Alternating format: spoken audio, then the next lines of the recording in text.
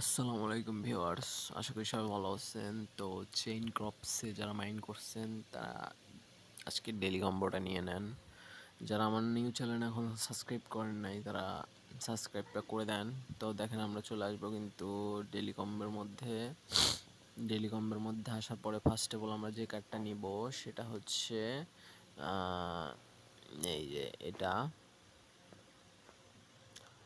সেকেন্ডে আমরা যেটা নিব সেটা হচ্ছে এটা। আর থার্ডে আমরা যেটা নিব সেটা হচ্ছে